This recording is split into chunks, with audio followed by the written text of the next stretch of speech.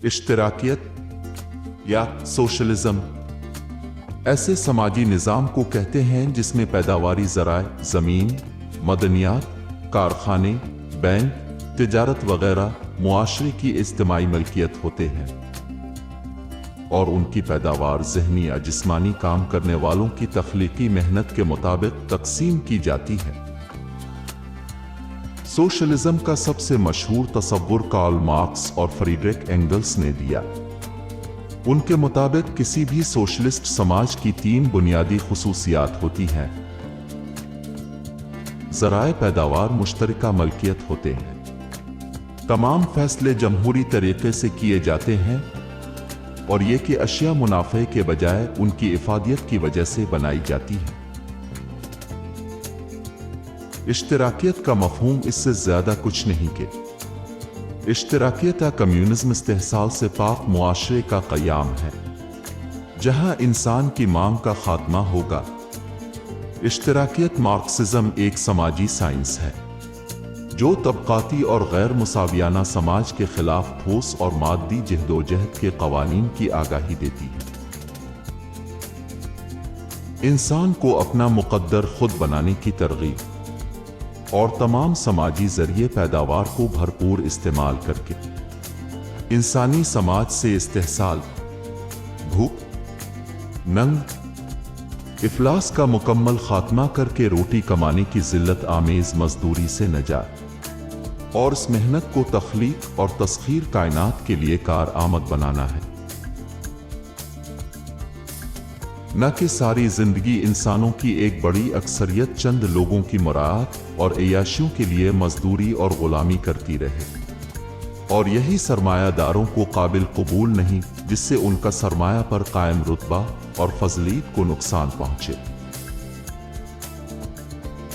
आज आलमी सतह पर भी सोशलिज्म को निहायत तोड़ मोड़ कर पेश किया जाता है ताकि जुल्म और तबकाती इस्तेहसाल की हुक्मरानी को कायम रखा जा सके। इसके लिए जहां वो मुस्लिम ममालिक में मज़ाहिब को बड़ी बेदर्दी और भोंडे तरीक़ा से इस्तेमाल करती हैं, वहां वो तरक्की याफ्ता ममालिक में इसको आमिरियत और नाकाम नज़रिया गर्दानते हैं। इसके लिए वो रूस और मशरक़ी यूरोप को बतौर बेहतरीन मिसाल पेश करते हैं। ये झूठ न सिर्फ पांव कटा है बल्कि सर कटा भी है और ये सिर्फ उन हुक्मरानों का कमाल है कि उन्होंने इसको खड़ा किया हुआ है कि ये कोई इंसानी नहीं बल्कि खुदाई काम ही हो सकता है। वैसे तो ये भी खुदाई ताकत के दावेदार है।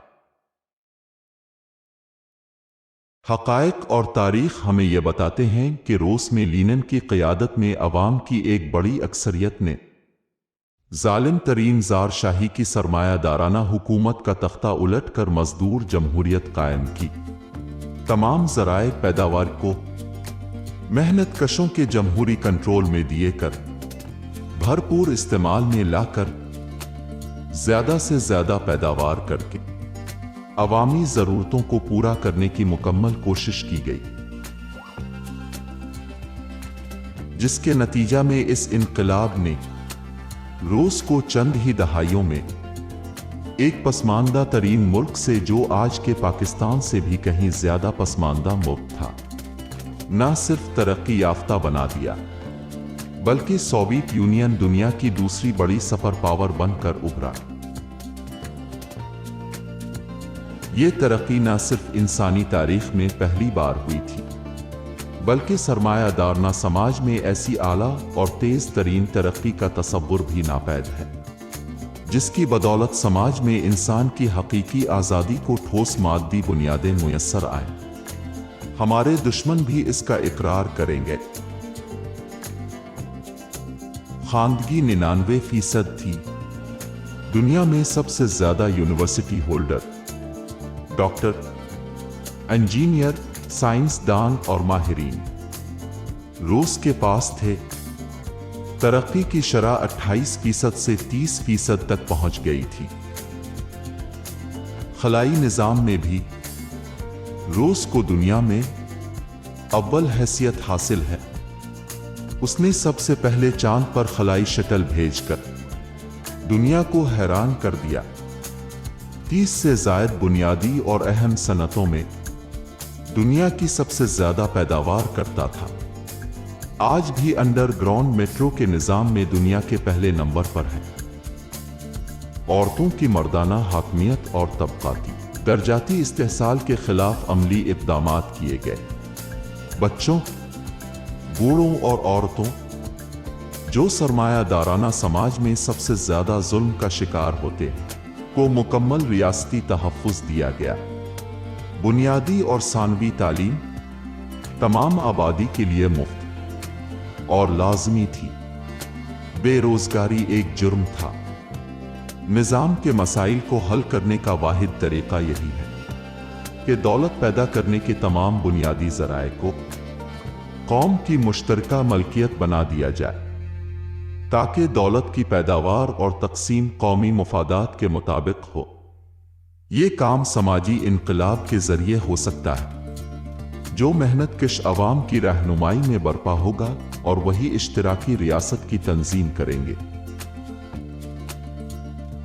موجودہ اشتراکی فلسفہ بنیادی طور پر 4 گروہوں میں منقسم ہے۔